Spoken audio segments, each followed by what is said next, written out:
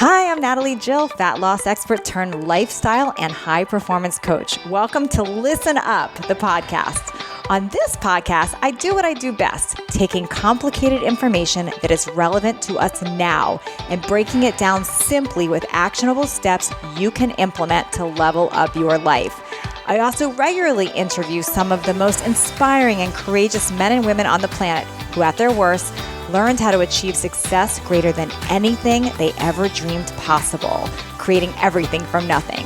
If you are new here, I encourage you to go back and listen from episode 1, when this podcast was previously called Leveling Up, for the full transformative experience. Today on Listen Up, I've got my very good friend, Sarah Pendrick. She's one of my best friends, and it's the second time I've had her on. I'm going to link up the very first episode I did with her as well, so you can have more of her backstory. But the reason I wanted to have her on today is she just released such a timely book. It's called Beautifully Brave, and it's truly an unconventional guide to owning your own worth and cultivating self-love and standing in your power. Now, there's been a lot of talk over the last few years about self-love and what that means, but she's got a very different take on it. And I wanted to have her on today because it's interesting where this concept came from. And I think it's going to help every female out there. Honestly, I feel like every female needs this book, and we're going to get into why. So thanks for being here, Sarah. Thank you for having me. I like your course correction of good friend to best friend. So I was like, excuse me. I love it. I love it. So tell me where this came from, because ever since I've known you, you've been working on this, and it's like you gave birth to this finally. It's out and it's beautiful. I'm so excited. But can you take us back? I know the backstory, but I know listeners right now do not fully. What this even came from and why this was such a calling for you to write this. Yeah. So I know this isn't necessarily something that everyone can relate to, but we all have our things that we know that we're going to do, or maybe those callings that we get when we're younger, or whether it's I want to be a doctor or I want to be a singer. And when I was younger, I knew that I wanted to write a book. I didn't know what it was going to be about. And basically at 5 years old, and I might have talked about this when we did your podcast last time, I was sexually assaulted. And then again in my teens. So my entire life, I was this bright, beautiful light, and I had things that kept happening. I say to me, but it ended up for me that really dimmed my light, affected my self-confidence. So I think that from 5 years old to my 20s, I was just living in survival, trying to figure it out. I went to school to get my master's, all these things. And that's what kind of brought me to writing a book. It's everything that I did to, and still do to this day, to stay in real self-love. So a lot of people listening can relate to this idea of childhood trauma. Some people can't, but I think most people have at least heard of it. And there's many listeners that have dealt with that. Can you just speak a little bit into what does that create in your life when you've dealt with major childhood trauma, like you mentioned at age 5? Yeah. And I also want to say that we've all had trauma. It just depends. Everyone's had trauma and you can't compare it. So maybe my trauma of being sexually assaulted is different for someone else listening, but we have traumas where we've been told that we're not good enough or that's never going to happen for us.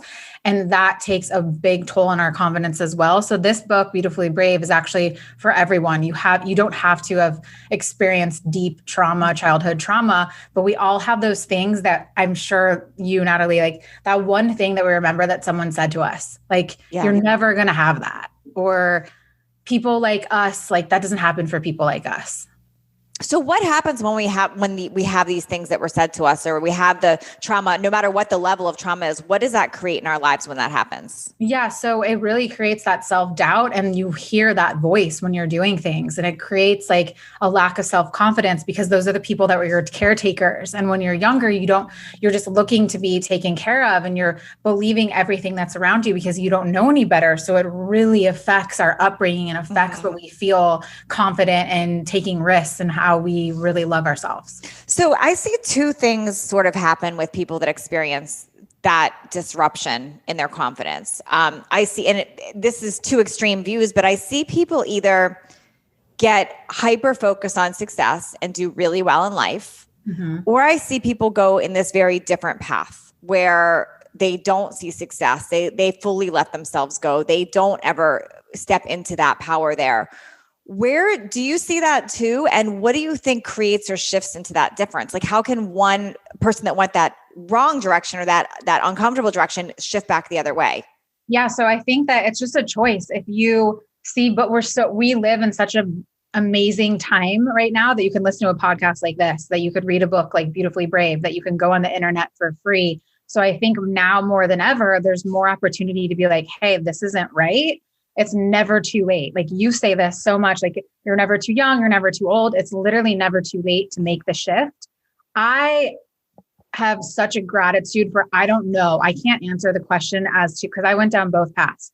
I went down the path of just living in survival, having completely like no confidence in myself, literally asking every single person, all my friends, like, are you mad at me? Like, is it okay if I do this? Asking everyone else for their opinion and not really honing in on my own opinion. I had years and years of that.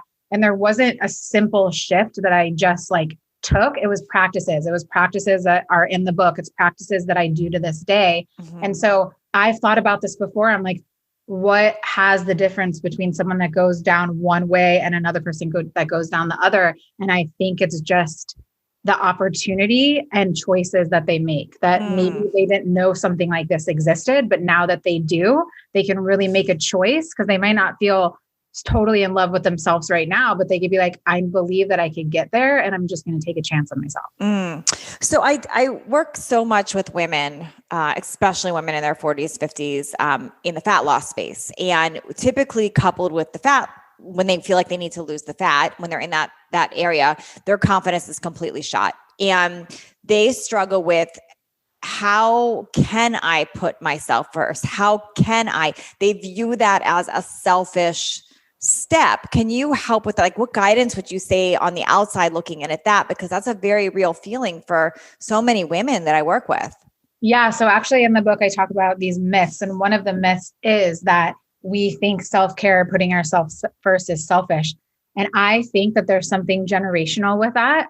Like I watched myself, my mom, my aunts, and there's this long generation of women that society has told us that. Society has told us that if we're putting ourselves first, if we're speaking up, if we're telling people how we really feel, that we're actually being selfish. And that's couldn't be further from the truth. The more that you speak your truth, the more that you don't people please, the more that you show up for yourself actually makes you a better mother, friend, entrepreneur, employee, whatever it is. So somewhere along the line, all of this got messed up. And I think that we're just living out old generational patterns and things that we've learned. And it's time to really step into the more that you love yourself, the more that you're going to give that energy off to everyone that's around you. And the happier that you are, I think everyone could agree with this. The more that you feel confident and happy in yourself, the more that's going to go on to everyone else that you love. Sarah, what if you don't love yourself though? Because again, this is very real that I encounter women that they fully hate them. They'll say, I hate myself. I don't like, I look at like, even, okay, look at the events of what happened last year. The mask situation. I have had so many women say to me, this breaks my heart. They liked wearing a mask because they could hide their face. Mm-hmm. That makes me so sad that was even a thought. But this is very real. There's a lot of women that they hate themselves. So here's the thing. Everyone mistakes, like, there's all these definitions of self-love that are out there and just like hashtag self-love, and everyone's practicing self-love. And honestly, most people aren't practicing self-love. Can you speak into that? Like, what is the not practicing of it that you're talking about? And then what is the right way? Yeah. And I do want to go back to what you said, but not practicing self-love is when we're people pleasing, when we're just doing things over and over that we don't want to do, when we're not putting ourselves first. Literally, how would you treat your own child or friend? You have to have a relationship with yourself and start being the person that advocates for you. That's real self-love. So if you have all these people posting all these things online, I'm taking a bath, I'm having a massage, all these things, but they're still people pleasing. Mm-hmm. They're still like posting and not posting because they're scared of what other people think. I know that it's hard, but you are the last person that you're going to be with the day that you die. Mm-hmm. You're the most important person in your life. And for everyone that has kids, you're still the most important person because you got to show up for them. And the only way that you can show up for them is showing up for yourself. Yeah. So it doesn't matter right now if you're one of those people who are like, I did that before. I'm like, oh, I don't have to put any makeup on. Like I've done that. I've said all those things that we all say every woman has. I think it's especially hard for women because there's so many standards and so many different types and rules for us. And I think we're in a beautiful time where the rules really don't apply. And so if you are someone that's like, yeah, I've literally felt like I hate myself before, there's nothing wrong with you. It's literally listening right now to know there are some things that I can do daily and some conversations and some people that I can get around and some ways that I can ignite that love in myself that I can start today. And I promise you it'll start to shift, but you have to take the first step. I love that. Can you give us like a couple, and obviously I want everyone to get the book because there's so much goodness in here, but if you can give sort of a taste of like, what are some things like for the person listening right now that is in that spot? Like, I just hate myself. Like, I keep bringing it up, but I'm just around women so many times that this is such a conversation. They don't want to look in the mirror. They just don't like themselves.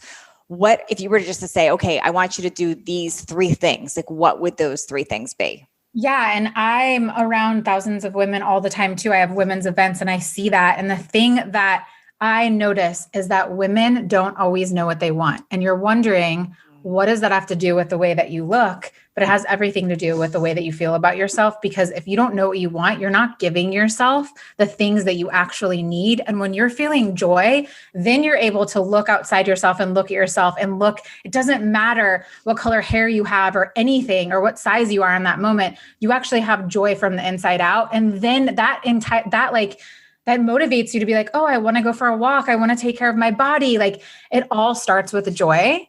And so many times we don't know what we want. I have been there before. And what I can say right now for one of the 3 things is journaling. I know people are like, all right, we always hear that. But if you do that literally for 2 minutes a day, and I'll give you exactly what to journal, write down things that you actually love doing. Do you love going for walks? Then make sure that you're going for a walk, even if it's 5 minutes a day, bring your family, whatever it is, figure out your values. And I talk about this in the book. The thing that you can start with is just knowing your values. Everyone has different values. They also change because we're not the same person that we are a year ago, a week ago, 5 years ago. We're always changing. We got to give ourselves permission as women to always be changing. But knowing your values is so key. And what I mean by that, one of my values is sisterhood. That's why I do my events. That's why I wrote this book. That's why I'm like always down at your house, Natalie. Like, I love being with my friends. That lights me up. Yeah. And when a woman is living in her energy, she's able to ignite all this beauty that the outside world sees, no matter what you look like. And also you're able to look in the mirror and start seeing that joy inside of you and start making healthier decisions. So I love all these tips. They're so great. And Sarah, you totally do live by all those. I know that. You know, it's something interesting. I hear women they'll judge other women and they'll look at somebody who they view as attractive or has it all together or whatever it is. And they'll say, well, if I was her, or if I look like her, I would be that way. What do you want to say to those people that are believing that if they looked like somebody else, or if that are always looking at that external, well, like, I don't look like that, or so therefore I can't feel like that?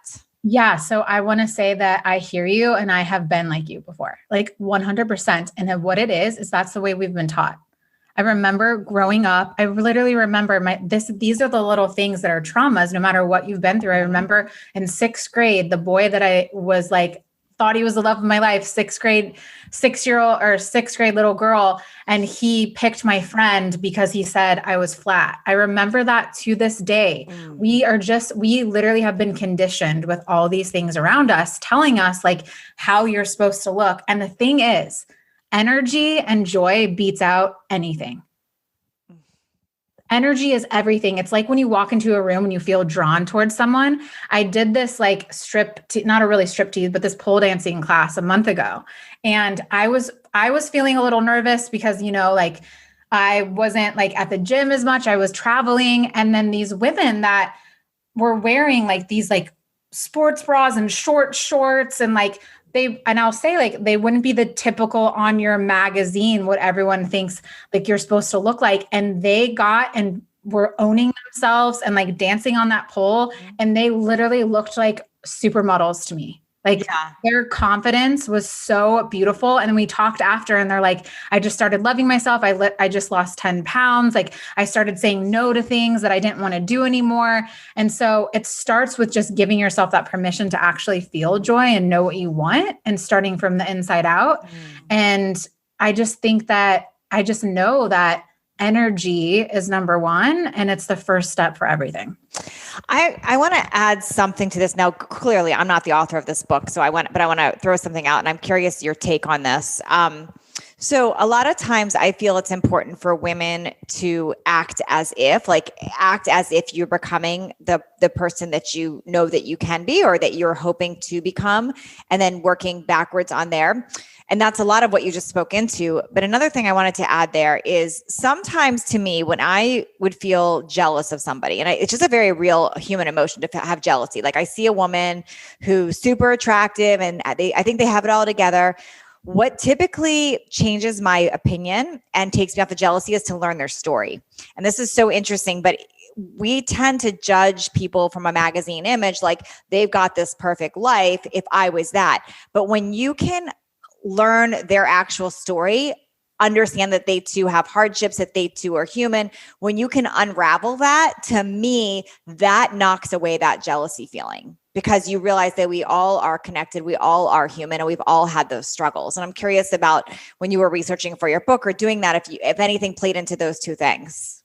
Yeah, definitely. Because I mean, Natalie, you know me, and I had a huge judgment conversation with myself. I would get judged all the time by the way that I looked. And if you saw me and went to my Instagram, I might be one of those people that you think has a perfect life. Yet I have overcome physical and emotional abuse. I have been sexually assaulted. I've been raped, and I had nothing but the opposite of what the perfect life is. So I love that you said that. I agree with you that no one has a perfect life. And I also think that stop focusing on other people and focus on yourself. And that's when the shift's really going to change. Because I was so hyper-focused as a little girl because I was always told, no, you shouldn't do that, or you should do this. So I was always looking for the standard, like Cindy in my kindergarten class always does this. So I should be like her. She has this color hair. So I should have this color hair. We've just literally been taught as a society to compare. And the thing is, when you just catch yourself and shift and say, I'm not going to focus on this person. I'm going to focus on myself. Even if you do it as an experiment for 2 weeks, like, hey, every time you're about to compare or look at someone else or insult yourself, like, let me just test this out and see what it's like to just focus and fill myself up for 2 weeks and just see the changes that happen. You can do anything for 2 weeks. So help me through this conversation that I know is going in the heads of people listening right now. I can hear them saying, but how? But I will feel selfish, but how? And I know you just spoke into it's actually the opposite of selfish. Can you help me with some tactical things? Like the person that's having that conversation, but how? That makes me selfish. But how? I've got a husband, I've got kids, I've got this, I've got that. They have all these things that they feel they can't do that. What does it actually mean to put yourself first that's not selfish? So, and I'm not just plugging this, honestly, read the book because it's literally a roadmap. And I've also made it to where that you can be the busiest person on the planet and put it in. And you can also get your family involved. And that's why I'm saying, if you just do the value thing, because right now I want to know, does everyone that's listening, like, I wish we could talk to them. Do you actually know your values? Or maybe you knew them last year, but it's been a crazy year and they've definitely changed. Yeah. My values has changed from the last year. There are things that I used to care about that I do not care about anymore. So take an inventory right now, if that's the only thing that you do, of what are your values and how you can add those into your day. Get your husband involved, get your employees involved, get your kids involved. What an example to have them thinking about what brings them joy and being like, oh, today I didn't go for my walk yet. And that actually fills me up. That's a value for me. So just one thing that you take away from right now is the values. And then also another thing is there's this huge, a little, not really off topic. There's this huge, like, and I know you'll agree with me, there's this huge love yourself the way that you are. And I talk about this in the book. I think that's a myth. I think that you get to practice being acceptance of how things are, but knowing that you're worthy to start taking those steps to improve it. And it's just tiny little steps, like 2 minutes a day. So what's cool about this book, and everyone got to get this book, it's called Beautifully Brave.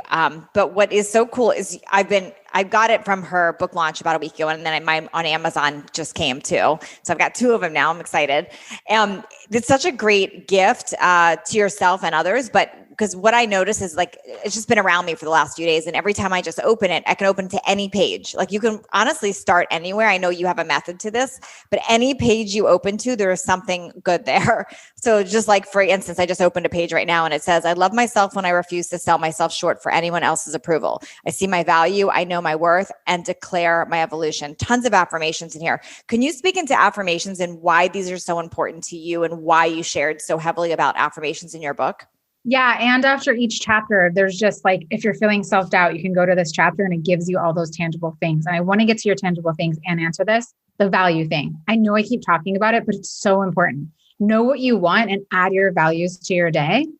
Also, every day in the morning, set an intention for your day, because that's really going to bring that energy and that frequency into your day. Mm-hmm. And if anything, even if you do this one, as a woman especially, start saying no to things that you don't want to do. Practice that and you will literally start. It's scientific. It's in your body that your body will be like, wow, she's showing up for me. Your body will feel safe, empowered. It's so crazy what it does for us inside when we say yes, when we mean no. Was it hard for you to start saying no? 100%. And this is what you can do. Because any other woman that you talk to definitely struggles with this or has. So if you can have like a buddy or an accountability partner join you in this, where you guys can give each other permission. Like if I'm like, Natalie, let's join up together. If there's anything that I don't want to do I have your permission to start telling you like, hey, this doesn't feel aligned, or I don't have energy for that, and hold the space for me back. Find someone in your family or friends to practice this with. It's so hard, but I am telling you, you will feel the energetic release, the release of old stories, the release that we have trapped in our body, the old energy. The body keeps the score. Your body is literally keeping score of how you abandon yourself. So when you start taking those little things like saying no when you mean no, you're setting an example for others, and you're literally releasing all of these old stories that we've been carrying as women. It's so funny. I just got one of those rings. I don't know if you've heard of it. This is not a plug for the ring, but I bought one of those rings that tracks your sleep and your readiness, like all the things about what's interesting is I noticed that like this weekend, for instance, was filled with stuff that was not my first choice. And I did not say no. I was like, got to do it. Just the people pleaser in me. And the ring notifications on my phone, like kept showing like lack of sleep, like lack of readiness. And it was interesting that changed things for me. Mm-hmm. Like just, so sometimes we're in denial, I believe, like denial of like, oh no, I shouldn't say no. It's okay. But like, it does affect our health. It does. When you say yes to things you don't want, you get stressed, you get anxiety, you're not taking care of yourself, you're not putting your health first. All those things show up that way. And then you have to ask yourself, I would imagine, like, whose life are you living for? Are you living for your own? Or are you living to please somebody else's? Exactly. And honestly, a lot of like regret and that self-hatred comes from abandoning yourself. So what are the ways that you abandon yourself right now? And saying yes and people pleasing, and just the fact that you said you're tracking that on your app, that's your health. Yeah. That's your energy. There's a whole chapter in my book about the science of happiness, and that literally affects our health when we do that. And that's what really creates the self-hatred, because it's like, I don't even have my own back. So how do I expect anyone else to? This is so good. I also love you have these love notes to yourself throughout. Like, I love myself when I take time to heal.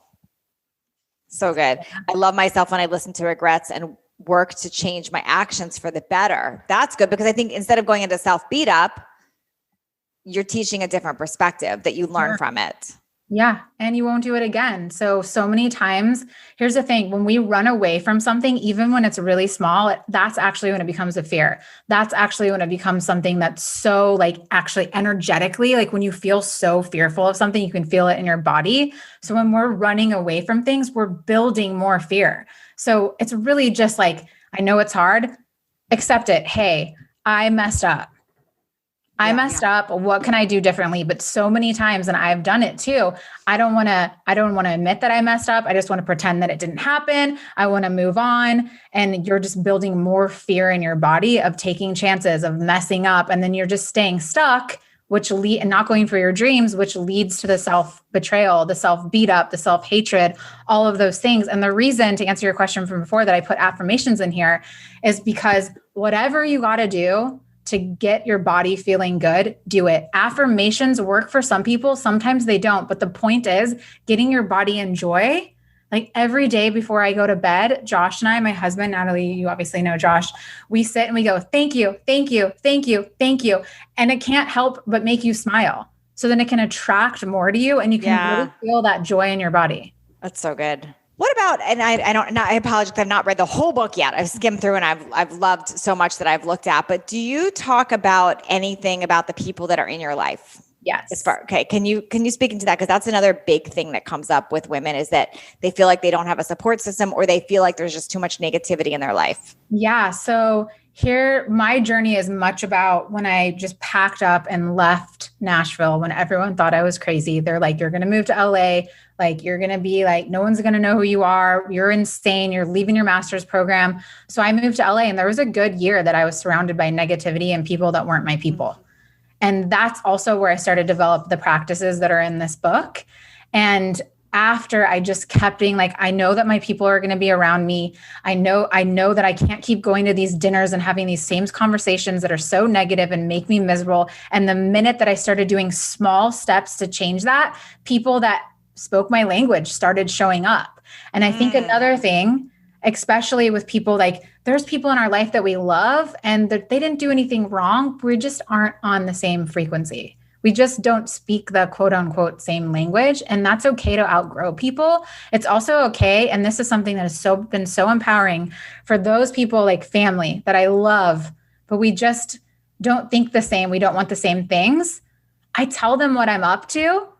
And I'm like, you're welcome to hear more and be a part of it. And I just set things up before I go and visit them and set my expectations and my standards and let them know so that when I get there, it's not this, maybe it'll work out. Maybe they won't be annoying. Like maybe they won't be talking about that. Wait, I want to unpack that a little bit more because so I want to make sure I understand this because this is huge. So let's say you're going to the dreaded family function because you fight with your sister, or you fight with your mom, or you fight whatever it is, like the politics comes up or whatever it is. Yeah. How do you tell me a real life example? Like what is that conversation before you go? How does that happen so you avoid? Because I know that's very real. People have anxiety before those things, thinking there's going to be an argument or a fight or whatever it is. Yeah. So for the last couple of years, especially my mom, I love my mom, but she comes from the generation of you put everyone first and I'm last. And she had so many worthiness conversations and so many conversations like about the way she looks and so many things that I carried with me that I just didn't want to have be my story anymore. So I knew that was still inside me and what I was working on. So when I was around her, when she would act like that, it would trigger me so much. And I'm like, am I ever going to get past this? Like, I want to enjoy my time with my mom. And so I just slowly started sharing the work that I was doing, not in an aggressive way, telling her, like, having boundaries, like, hey, I'm coming to stay with you for 5 days. I'm going to stay in a hotel this amount of the time.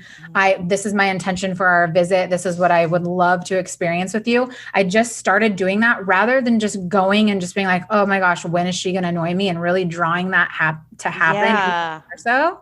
And now I just went to a family wedding a couple weeks ago and I had the best time with my family. I didn't even notice the things that would usually bother me because I was able to do my own self-work and now they're interested in what I'm doing because I'm the example of that. Oh, that's so good. And that goes back to your daily intention idea. You more than do intentions as a daily thing. You do that as an event thing, as a weekly thing, as a life thing. It's a constant. I bring that down to you get what you expect. So if you expect there's going to be chaos, that would happen. But if you create the intention, you're going to get more of that. Yeah. Or if you're like, trying to ignore something that is going to happen. I'm going to see my family. Usually my dad does this or cousin does this, but I'm just going to hope that they don't. It's like really give yourself that gift of priming yourself to go, setting what you expect, letting yourself know like, hey, if this happens, I'm going to be leaving. Okay. All right. I want every female to go get this book, not just one, get 3, literally get 3 because you're going to want one for you. You're going to want to give one as a gift and you're going to want one on your coffee table. I already know.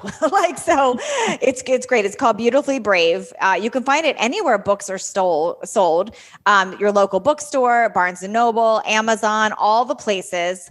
Sarah, where is a link you want people to get directed to where they can have easy access to find the book at all the different locations? Yeah, they can go to beautifullyBraveBook.com and just pick their favorite bookstore. And I keep saying it's for every female, but who specifically did you write this for? Who do you want, the person listening right now that is like, you got to go get this, go run out and get it? Who is that person? Honestly, I wrote this to meet every woman where they're at. There's something in there for everyone. It's for the woman that you spoke of that does feel that like self-betrayal coming up and regret. I also wrote it for a woman that's already in their self-love journey because it doesn't stop. And that's the thing that people make that mistake. They're like, oh, I'm good. I'm confident. I love myself. But your relationship to yourself is number one, and it always gets to deepen. So it's all in the book. And it's also a roadmap to meet you where you're at. I love this so much. Okay, everyone go follow Sarah on Instagram. Find her at Sarah Pendrick, correct? That's your screen name there. Sarah Pendrick. At Sarah Pendrick. Also, if you found this podcast helpful, please share it. Tag me and Sarah both so we can see. And you can find her book anywhere books are sold right now. Thank you so much for being here today, Sarah. Thank you so much for having me. Thank you for taking the time out of your day to listen in as my guest today. If you found this episode valuable, please share it with friends and on social media. I don't advertise this show, so I rely on word of mouth and reviews to get it out in the world. The biggest thank you that you can give me is leaving me a review, and a nice one, I hope, by the way. This is how others find these episodes. If you do leave me a review, be sure to message me at support@nataliejillfitness.com with a screenshot of your review, because I would love to send you a free digital download of my DSR journal as a thank you. And please don't forget to connect with me on social media at Natalie Jill Fit on Instagram and Facebook.